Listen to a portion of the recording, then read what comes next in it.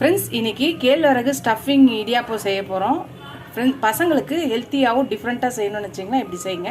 அதுக்கு ஒரு பேனில் 2 கப்பு கேழ்வரகு மாவு போட்டுக்கலாம், 1/2 கப்பு அரிசி மாவும் போட்டுக்கலாம். இப்போ மாவை கொஞ்சம் நல்லா வறுத்துக்கலாம்.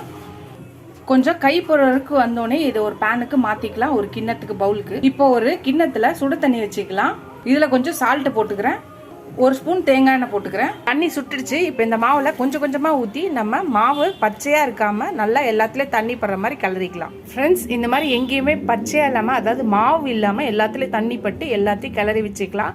இது கைப்பொருள் சூடு அளவுக்கு வர்ற வரையும் கொஞ்சம் ஆற விடலாம். கைப்பொருளுக்கு வந்தாச்சு. இப்போ கையில் தண்ணி தொட்டுட்டு இப்போ ஒரு உருண்டை எடுத்து நம்ம இடியாப்ப உலக்கில் போட்டுக்கலாம். ஃப்ரெண்ட்ஸ், நம்ம தட்டில் எண்ணெய் தடவி வச்சுருக்கோம். இப்போ இதில் நம்ம புழிஞ்சிக்கலாம். இந்த மாதிரி புழிஞ்சிட்டு கொஞ்சம் தேங்காய் துருவல் போட்டுக்கலாம். இது மேலே தேங்காய் துருவல் போட்டு கொண்டு நாட்டு சக்கரை போட்டுக்கலாம்.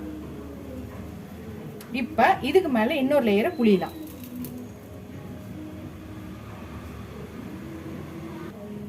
மேலே இன்னொரு லேயரை புளிஞ்சாச்சு. இந்த மாதிரி நம்ம பண்ணலாம். சப்போஸ் நீங்கள் ஒரு லேயரோட விட்டாலும் வெறும் தேங்காவும் நாட்டு சக்கரை போட்டு வைக்கலாம்.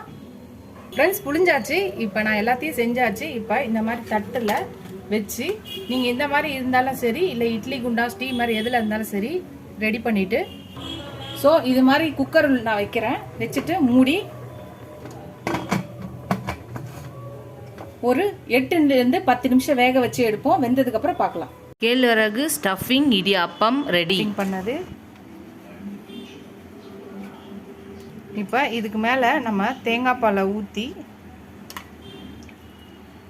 சர்வ் பண்ண வேண்டியதான். ரொம்ப ஹெல்த்தியான, ஈஸியாக, டேஸ்டியாக, டிஃப்ரெண்ட்டான ஒரு கேழ்வரகு ஸ்டஃபிங் இடியாப்பம் நீங்களும் ட்ரை பண்ணி பாருங்கள். ட்ரை பண்ணி பார்த்துட்டு எப்படி இருக்குன்னு சொல்லுங்கள். ஃபஸ்ட் டைம் என் சேனலை பார்க்குறீங்கன்னா சப்ஸ்கிரைப் பண்ணிட்டு பாருங்கள். இதோட அடுத்த வீடியோவில் அடுத்த ரெசிபியில் பார்க்கலாம். Tata, bye bye friends.